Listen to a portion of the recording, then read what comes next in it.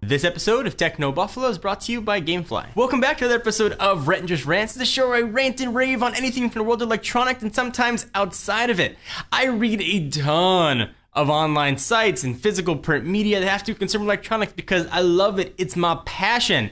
And I read all the reviews on pretty much every phone that comes out. Way more reading than I should, and I'm starting to see a very disconcerting trend of lack of ethics that go into these reviews. So I want to talk to you about it and see what you think. This is Rhett and Just Rants. Let's go ahead and get started.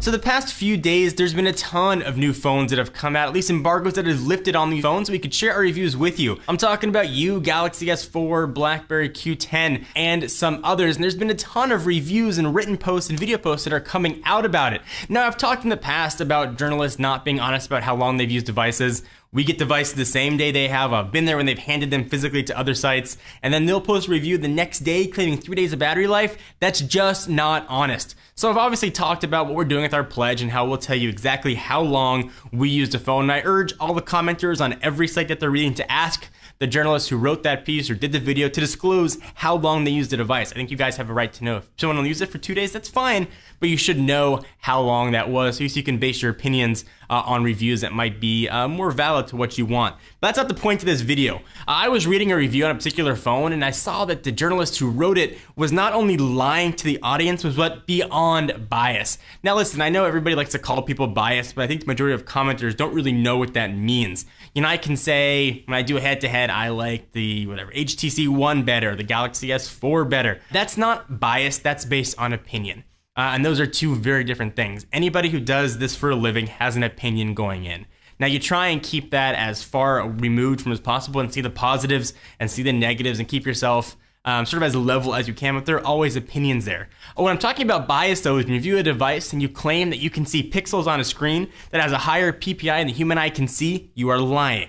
Not only is that not honest, but you are completely swaying a product that might be a decent product just because you don't like it, or perhaps your pockets are being aligned elsewhere. Now, a lot of people say, hey, company paid you to do a good review, and for the most part, 99.99999% of journalists would never do that. Anybody with even a modicum of ethics and a company with even a little bit of ethics would never ask any journalist to do that.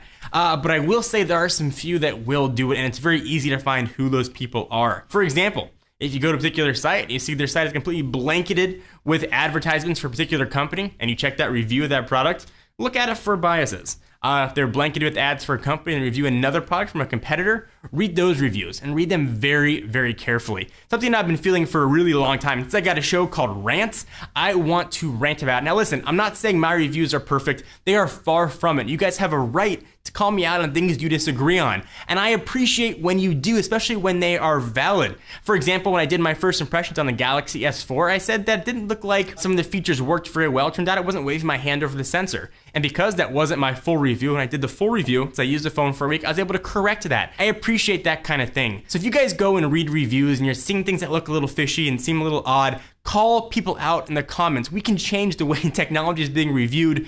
There's no surprise that people don't view traditional media as real media because people haven't gone the extra mile to make it real media. I'm not saying that video production has to be studio quality. I'm saying the words that are coming out of the mouse and the words that are written on the page, or at least the digital page, need to have some sort of ethics behind it. So call me out. You are welcome to. I am not immune from this at all. Call out every site you read, no matter how big or how small, on the BS. It's the only way we can get things better, we can improve, and there are a lot of unethical people out there, and it is infuriating because it creates a very unlevel playing field for those of us that play by the rules.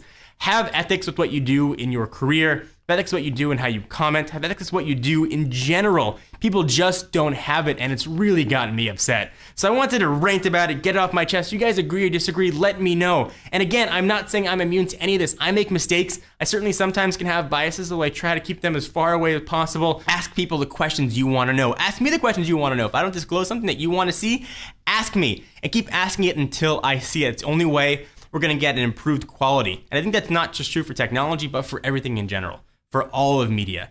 Ask the questions that need to be asked, get the answers. Don't just take things at face value. You deserve better, and we should be giving you better. And by we, I mean the entire industry. Love to hear what you guys think. So let me exhale, take a minute to thank our friends and sponsors at Gamefly. Gamefly is the largest online video game rental service and offers you a choice from over 7,000 new and classic titles across all consoles and handhelds. You want to check out the newest Call of Duty, Gears of War, whatever it might be, Gamefly's got you covered. Plans start at just $15.95 a month. Members can rent up to 1 to 4 games at a time and keep them as long as they like, which is kind of cool. No late fees, no due dates, and shipping is always 100% free. When you're done playing a game, you can just send it back. They'll send you the next one on your list. If you really like a game you're playing, just click on Keep It. The Gamefly website will sell it to you at a discounted price. They'll even mail you the case and manuals free of charge. Techno Buffalo fans get a free 15-day trial when they sign up. Go to gamefly.com/TechnoBuffalo, get a free 15-day trial to play all them games you've been hoping to play but don't want to shell out the money to buy them. Please check us out at TechnoBuffalo.com for the latest and greatest tech news. Hope you enjoyed this